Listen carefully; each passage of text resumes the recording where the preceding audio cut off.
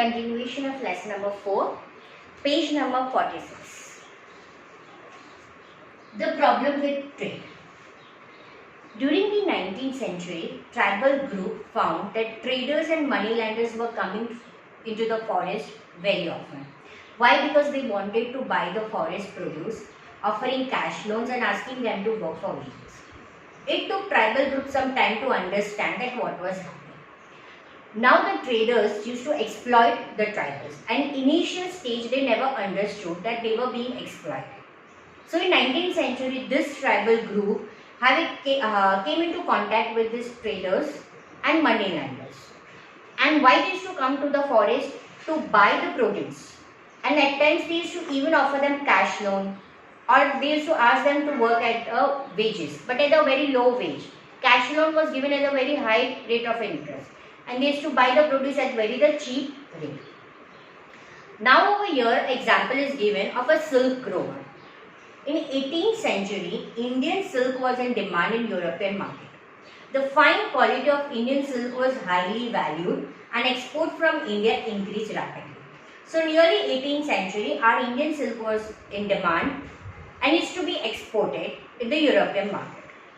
As market expanded, East India Company tried to encourage silk production to meet the growing demand. So when the demand increased in the European, they started to encourage silk production. Hazaribagh in the present day Jharkhand was an area where Santhalas bred cuckoos. Right?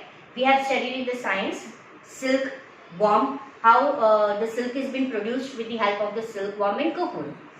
So this Santhala is a tribe who used to rear this cocoon, and this Santhala tribe used to stay in the Hazaribagh, Jharkhand. The traders used to come for dealing this silk, right? ये tribal people directly नहीं जाते थे market में cell करने के लिए, उनके बीच में मीडिएटर होता था और वो था ट्रेडर्स. तो ट्रेडर्स उनको लोन देते थे और कलेक्ट करवाते थे कोकोन्स. Growers were paid ₹3 to ₹4 for 1,000 cocoons. These were then exported to Burdwan or Gaya, where they were sold to 5 times the price. Trader उनसे बाय करता था और वो उनको 5 times higher price पे सेल करता था. The middleman, so called, right? The trader is known as a middleman, mediator, because वो डील अरेंज करता था एक्सपोर्टर के बीच में, silk Grover that is traders के बीच में. वो दोनों ही जगह से ह्यूज प्रॉफिट गेन करता था. सिल्क ग्रोवर सबसे लीस्ट यानी सबसे कम अर्न करता था. Many tribal group saw the market and trader as their main enemies. तो जब चैप्टर में डिकोज यानी डाकू बोला जाता है, तो ट्राइबल्स पीपल ये ट्रेडर और मनी लेंडर को भी डाकू बोलते हैं और ब्रिटिश ऑफिशियल को भी डाकू मेंशन करते हैं. Page number 47, the search for work.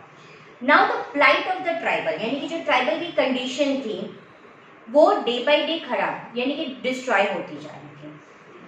उनको फॉरेस्ट छोड़ना पड़ा था, जिसकी वजह से उनको काम ढूंढने के लिए फॉरेस्ट को छोड़ के विलेज या नियर बाई एरिया में जाना पड़ रहा था. From the late 19th century tea plantation start होने लगा, एक्सटेंड होने लगा, माइनिंग आने लगा. तो ये सभी जगह पे ये tribal people started their work. Tribals were recruited for tea plantation in Assam, coal mines in Jharkhand. They were recruited through the contractors who used to pay them very low wages, right? And prevented them from returning home, and they were not allowed to go back to their forest. So this is how tribals who were basically from forest, they were removed from their forest after the British rule. Through 19th and 20th century, tribal group in different part of country, they started rebelling, revolt against the change in the law, the restrictions on their practice, the new taxes which they have to pay. It was believed the forest land is theirs. Why they have to pay the tax? They have their own customs, they have their own culture to be followed in their own way. They used to never like the interference of the area nearby the forest. Now the Kols rebelled in 1831, Santhalas in 1855, Basta rebellion in central India in 1910, Warli revolt in Maharashtra, Birsa led to such movement. In different parts, different tribal groups have their own revolt. Now in this chapter, we will study the main revolt which was done by Birsa Munda. In history, in tribal history, this revolt has been a major impact on the tribal people. So we will study about the Birsa Munda. When I started with the chapter, I started with the tribal Munda tribal, that is Birsa itself. That in 1895, a man named Birsa was seen been roaming the forest in the village of Chota Nagpur in Jharkhand. So Birsa basically is from the Jharkhand, right? And he revolted against these traders, moneylanders and British. So page number 48, we will study about Birsa Munda, which can be asked in a short note. Birsa was born in the mid of 1870s. He was the son of a poor father and he grew around the forest of Bohanda, and his main activity was grazing sheep, playing the flute and dancing in the local akhada, that is the local tribal songs. He was forced by poverty. His father had to move from place to place for the work. As an adolescent, when he grew up, he heard the tales of the Munda uprising. He saw that the leaders of their community used to revolt. They talked of the golden age when Mundas had been free of the oppression of Dikus. He came to know that before the Dikus, how freely they used to move, how freely they were allowed to use the forest property, and said there would be a time when the ancestral right of community would be restored. They saw themselves as the descendant of original settler of the region, fighting for their land, reminding people of the need to win back their kingdom. And when he used to grow up, he has been seeing this revolt. Tribal group में बार बार सबको याद किया जाता है कि हमें revolt करना है, ब्रिटिशर से हमें हमारी लैंड वापस लेनी है, ये हमारी लैंड है, ये हमें एंसेस्टर से मिली है, वो हमारे पास से नहीं ले सकते. Birsa went to the local missionary school and listened to the sermons of the missionaries. There too he heard and it said that it was possible for Mundas to attain the kingdom of heaven, regain their lost right. This would be possible if they became good Christians, right? And gave up their bad practices. Later, Birsa also spent some time in the company of prominent Vaishnav preachers. तो विष्णव local missionary में गया था जहाँ पे उसने कुछ Christianity के बारे में सीखा. फिर कई बार वो वैष्णव प्रीचर की कंपनी में भी रहा था और इसलिए उसने एक धागा सेक्रेट थ्रेड भी पहना हुआ था और प्योरिटी की इंपॉर्टेंस उसने वहां से सीखी. He was deeply influenced by many ideas he came in touch with in his growing up years.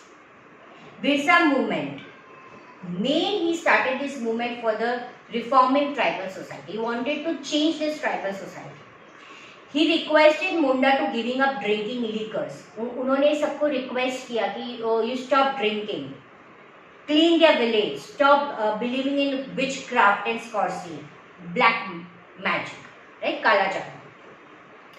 But we must remember that Birsa also turned against missionaries and Hindu landlords. और एक वक्त आया था कि जब ये मिशनरी और landlords के अगेंस्ट भी चला गया. He saw them outside forces that were ruining the Munda way of life. उसे लगा कि ये जो मिशनरीज हैं, ये जो हिंदू लैंडलॉर्ड्स हैं, वो बिरसा कल्चर को ruin यानी डिस्ट्रॉय कर.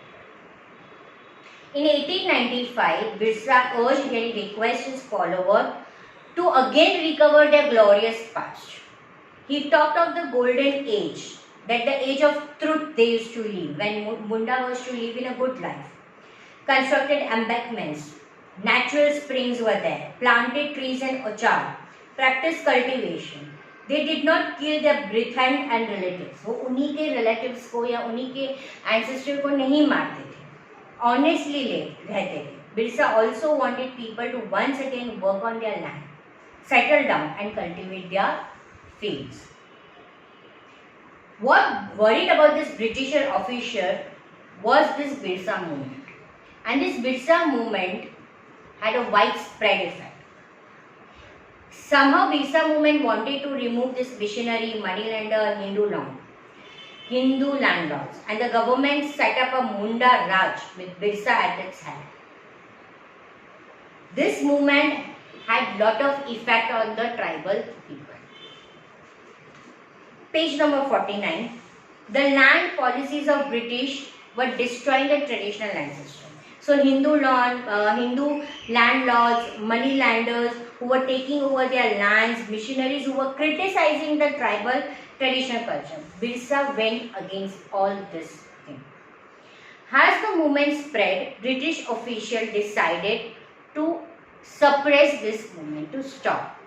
And they arrested Birsa in 1895. So they arrested him in 1895. He was being arrested because this movement was spreading in a widespread. And they charged him for rioting and jailed him for 2 years. And in 1897 he was released. He began touring again, and again he started his speech, spreading his movement. He used traditional symbol, language in between people and urging them to destroy the Ravanas, the Dikus, the Europeans, right? And establish a kingdom under his leadership. Birsa followers began targeting the symbol of Dikus and European power. And they started attacking the police station, church. They took the property of moneylenders and zamindars, and they started raising the white flag as a symbol of Birsa Raj. But in 1900, Birsa died of cholera and the movement stopped. However, the movement was a very significant effect. It forced the colonial government to introduce law so that the land of tribal could not easily taken over by the Dikus, right? That is zamindars and moneylenders. They came after this movement. They came with a new law that the tribal land cannot be easily taken by the moneylenders. Second, it showed once again that tribal people have a capacity to protest against if the injustice has been done towards them. And they have their own rituals and own symbols of struggles, and they were free again to follow their tradition and culture. So over here we finish this chapter 4th of your history.